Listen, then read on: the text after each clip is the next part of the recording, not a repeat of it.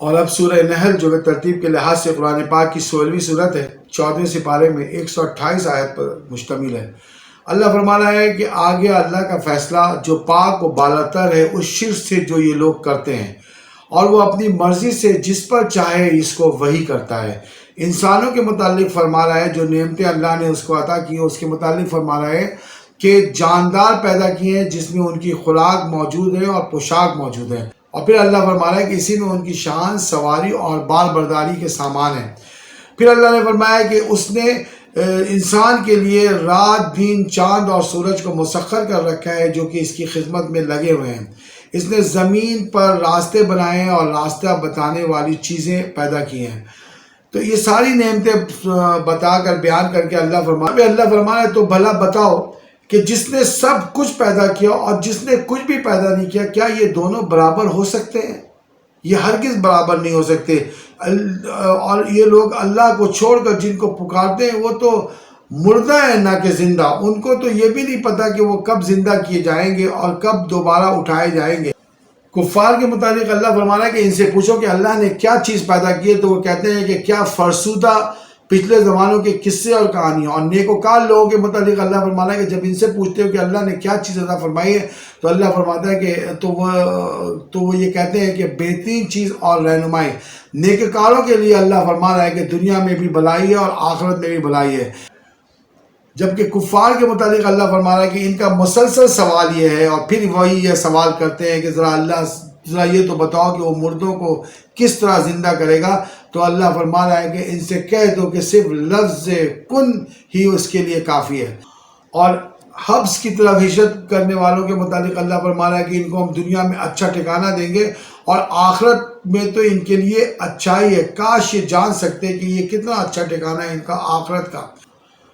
پھر اللہ فرماتا ہے کہ کیا پیغمبر کی مخالفت کرنے والے لوگ اس بات سے بے خبر ہے کہ اللہ ان کو زمین میں جہاں چاہے دھسا دے اور کسی ایسی جگہ سے ان کے اوپر عذاب کو مسلط کر دے جس کی ان کو خبر ہی نہیں ہو، اور یہ سمجھتے ہیں کہ اللہ کو عاجز کر دیں گے۔ ان کو کہہ دو کہ اللہ کو عاجز نہیں کر سکتے۔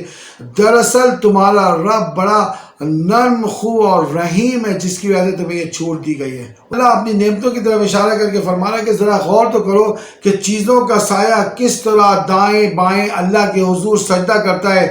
زمین و آسمان کی تمام مخلوق اللہ کے آگے سجدہ ریز ہے، لہٰذا تمہارا رب تمہیں حکم دیتا ہے کہ دو خدا نہ بناؤ، ایک واحد قہار کی عبادت کرو، ایک اللہ کی عبادت کرو۔ دنیا میں جو بھی دین ہے اسی کا ہے۔ جب تمہارے اوپر برا وقت پڑے تو اپنی فریادیں اسی کی طرف لے کر دوڑو، اور وہی تمہاری فریاد کی داد رسی کرنے والا ہے۔ اور جان رکھو کہ تم سے تمہارے جھوٹ کے متعلق ضرور پوچھا جائے گا اور ہرگز تمہیں معاف نہیں کیا جائے گا۔ اور پھر مشرکوں کا ذکر کرتے ہوئے اللہ فرما رہا ہے کہ یہ اللہ کے لیے بیٹیاں تجویز کرتے ہیں، جبکہ ان کے گھر میں بیٹیاں پیدا ہوں تو ان کے چہرے سیاہ پڑ جاتے ہیں اور یہ منہ چھپاتے پھر لیتے ہیں اور خون کا گھونٹ لیتے ہیں، لوگوں سے چھپتے پھرتے ہیں اور سوچتے ہیں کہ ان کو اپنے پاس رکھوں یا زندہ دفن کر دوں۔ اور اللہ کے متعلق کہتے ہیں کہ اللہ نے فرشتوں کو اپنی بیٹیاں بنا رکھا ہے۔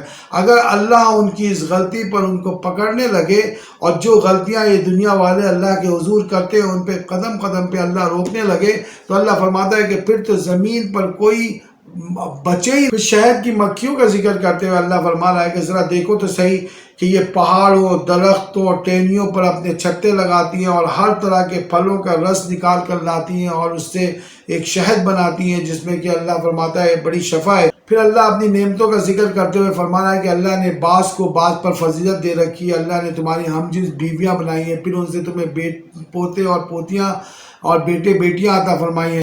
پھر اللہ ان چیزوں کو سمجھاتے ہوئے ایک مثال دے رہا ہے۔ اللہ فرما رہا ہے کہ ایک غلام ہے جو محتاج ہے، جبکہ اس کے برعکس دوسرا ہے جو آزاد ہے، اللہ نے اسے رزق دے رکھا ہے اور اپنے آزاد ماحول میں گھوم رہا ہے۔ تو اللہ فرما رہا ہے کہ کیا یہ محتاج اور آزاد برابر ہے؟ دوسری مثال اللہ دیتا ہے کہ دو آدمی، ایک بہرا ہے، گونگا اور کچھ کام نہیں کر سکتا، اس کے مقابلے میں ایک دوسرا ہے جو صحت مند ہے، تندرست ہے، خود راہ راست پر ہے اور لوگوں کو راہ راست کا حکم دیتا ہے۔ اللہ فرماتا ہے کیا یہ دونوں برابر ہیں؟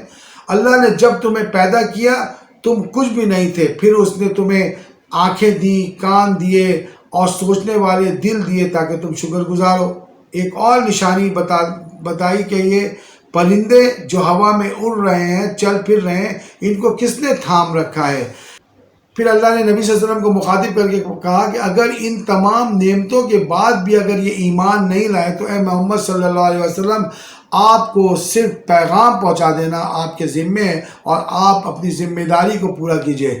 ان لوگوں کو کچھ بھی ہوش نہیں ہے کہ ان کا کیا بنے گا جب ہم ہر امت میں سے ایک گواہ لائیں گے، اس وقت نہ حجت کا موقع دیا جائے گا، نہ توبہ و استغفار کو قبول کیا جائے گا، نہ ہی عذاب میں کوئی کمی کی جائے گی، اور یہ گواہ ان کے خلاف گواہی دیں گے۔ ہم نے جو کتاب تم پر نازل کی ہے یہ اس گواہی کو بتا رہی ہے۔ اللہ عدل و احسان، صلح رحمی کا حکم دیتا ہے، بری باتوں، بدی اور بے حیائی، ظلم و زیادتی سے روکتا ہے۔ اللہ تمہارے سارے اعمال سے باخبر ہے اور اچھی طریقے سے جانتا ہے۔ اپنے کیے کو غارت نہ کرو اور اس عورت سے نہ ہو جاؤ جو بڑی محنت سے سود کاٹتی ہے اور اسے خود ہی ٹکڑے ٹکڑے کر دیتی ہے۔ مسلمانوں سے مخاطب ہو کر اللہ فرما رہا ہے کہ اپنی قسموں کو آپس کے دھوکے کے لیے استعمال نہ کرو۔ پھر اللہ نے فرمایا کہ لوگوں کو اللہ کی راہ سے نہ روکو۔ نیک عمل کرنے والے خواہ مرد ہو یا عورت ہو، ان کو ان کی نیکی کا بدلہ دیا جائے گا اور ان کے لیے پاکیزہ زندگی اور آخرت میں بہترین اجر ہے۔ اور پھر فرمایا کہ جب قرآن پڑھا کرو تو شیطان سے اللہ کی پناہ مانگ لیا کرو۔ یہ وہ آیت ہے جس کے توسط سے ہم قرآن پڑھنے سے پہلے اعوذ باللہ من الشیطان الرجیم پڑھتے ہیں۔ پھر فرمایا کہ لوگوں کا یہ اعتراض کہ نبی صلی اللہ علیہ وسلم کو قرآن ایک شخص سکھا جاتا ہے، اللہ جواب میں فرما رہے ہیں تم جس کی طرف اشارہ کر رہے ہو اس کی تو زبان ہی عجمی ہے جبکہ قرآن تو عربی ہے۔